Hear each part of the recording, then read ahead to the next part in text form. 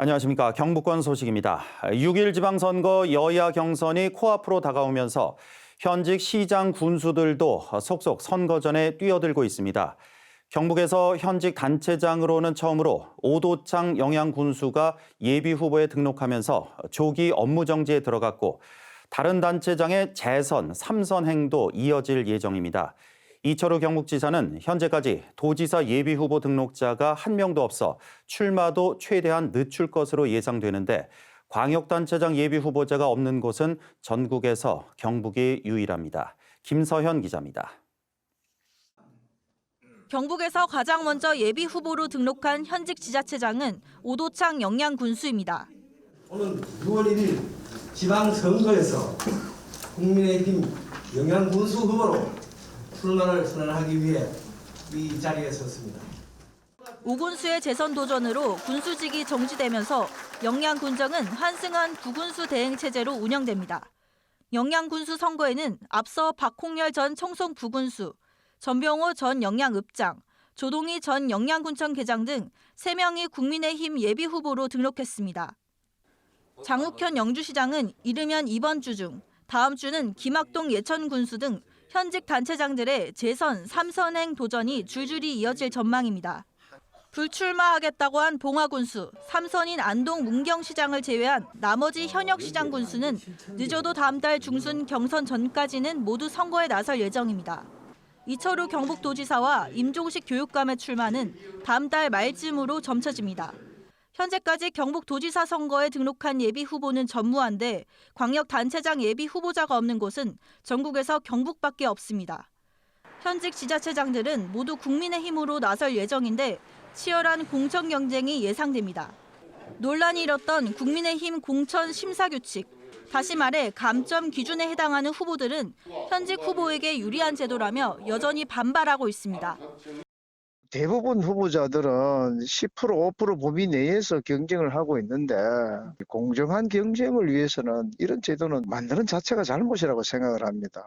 국민의힘 공천관리위원회는 현역 국회의원 출마는 10% 감점에서 5%로, 5년 내 탈당 무소속 출마 경력자는 15% 감점에서 10% 감점으로 완화하고 중복 적용도 하지 않기로 했습니다. MBC 뉴스 김서연입니다. 경북 코로나19 확진자가 오늘 0시 기준 14,911명이 발생해 전날보다 5천여 명이 늘었습니다. 지역별로는 포항이 3,211명으로 가장 많고 안동 1,056명, 영주 623명, 문경 483명, 상주 419명, 예천 311명 등입니다. 확진자 가운데 60살 이상은 17.8%, 18살 이하는 32.5%입니다. 사망자는 24명이 추가돼 누적 700명입니다. 정부는 이번 주 확진자 수 추이 등을 지켜보며 거리두기 조정 방안을 논의해 이번 주 금요일쯤 확정할 예정입니다. 의성에 정착한 청년 농업인들이 스마트팜에서 재배한 의성 청년 딸기가 처음으로 수출길에 올랐습니다. 출하 2년차 만에 억대 농부, 수출 농부로 성장한 건데요. 의성군과 경상북도는 청년 인구 유입을 위해 다각적으로 지원을 확대할 계획입니다. 김건혁 기자입니다. 수출용 컨테이너에 의성 청년 딸기를 싣는 작업이 한창입니다. 첫 수출지는 홍콩, 600kg 720만 원어치입니다.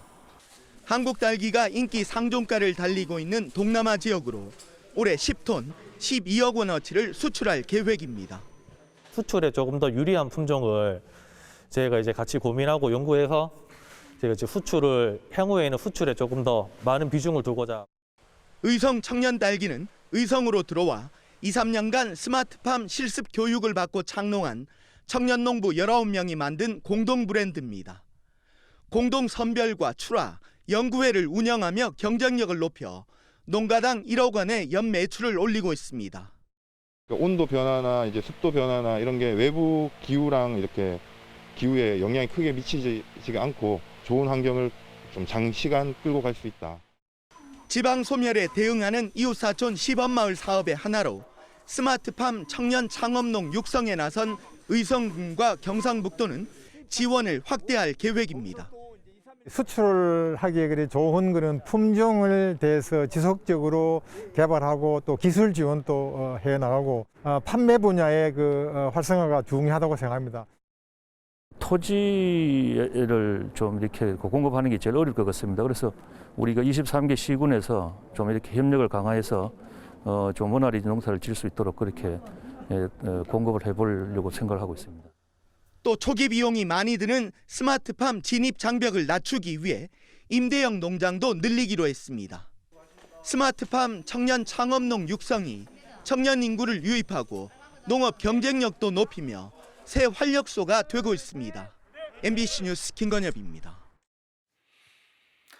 의성군은 국가 중요 농업유산 제10호로 지정된 의성 전통수리 농업 시스템을 세계 관계 시설물 유산으로 등재를 추진합니다.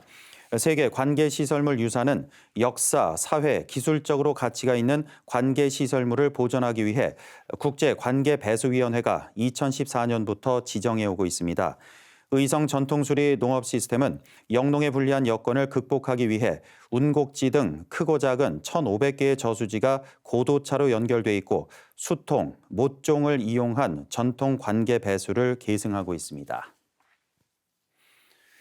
낙동강물로 생산한 농산물에서 맹독성 물질인 마이크로시스틴이 고농도로 검출된 사실이 확인됐는데요. 이 농산물은 학교 급식에도 사용되는 것으로 추정되고 있습니다. 정부는 이 독성 물질이 얼마나 검출되는지 파악조차 하지 못하고 있습니다. 조재한 기자가 보도합니다. 환경운동연합이 지난해 말 낙동강 하류의 물로 농사지은 쌀의 성분을 분석했습니다. 독성 물질인 마이크로시스틴이 1kg당 3.18 마이크로그램 검출됐습니다. 마이크로시스틴은 청산가리보다 훨씬 독성이 강한데도 평상시에는 수질조사 항목에 포함조차 되어 있지 않습니다. 이러한 수치는 유럽의 기준 또는 미국의 기준으로 치면 최대 10배에서 20배가 넘는 이제 독성 물질이 우리가 먹는 쌀, 무, 배추 모든 농작물에서 검출되었다고 봅니다. 낙동강물로 재배한 오염된 농작물은 대구와 경북 지역 학교 급식에 유통될 가능성이 크다며 교육당국에 안전한 식자재 확보를 촉구했습니다. 농민단체는 자신들도 모르는 사이 가해자가 될 수도 있다며 도에 가둔 물을 흘려 독성을 낮춰야 한다고 주장합니다. 물은 흘러야 되고 흐르지 않은 것은 썩게 돼 있다는 것은 생명을 위협하게 만드는 2차 가해자로 지금 이렇게 만들고 있습니다. 정부는 진행 중인 수질 관련 연구 용역 결과에 따라 후속 조치를 하겠다는 입장입니다. 전북주에 대해서 이슈가 나와가지고 저희가 이 영역에서 농작물 영역에 대한 연구 방향을 좀 검토해가지고 농림부랑 시사처에 좀 제시를 해야 됩니다. 이명박 정부에서 추진한 4대강 사업은 완료된 지 9년이 지났습니다. 현 정권의 4대강 재자연화는 별다른 성과를 거두지 못했고 차기 정권은 4대강 재자연화 폐기를 공약으로 내세우고 있습니다. 4대강 사업 이후 해마다 반복되고 있는 고질적인 녹조는 독성 물질 축적으로 농산물을 거쳐 학교 급식마저 위협하고 있습니다. MBC 뉴스 조재한입니다. 경북교육청은 작은 학교 자유학구제를 지난해 143개 학교에서 올해는 15곳 확대해 158개 학교를 운영하기로 했습니다. 작은 학교 자유학구제는 작은 학교의 통학구역을 확대해 주소 이전 없이 큰 학교에서 작은 학교로 전학과 입학을 열어주는 제도입니다. 작은 학교 자유학구제 운영으로 큰 학교에서 작은 학교로 유입된 학생은 2019년 134명에서 2020년 460명, 지난해는 661명으로 꾸준히 늘고 있습니다.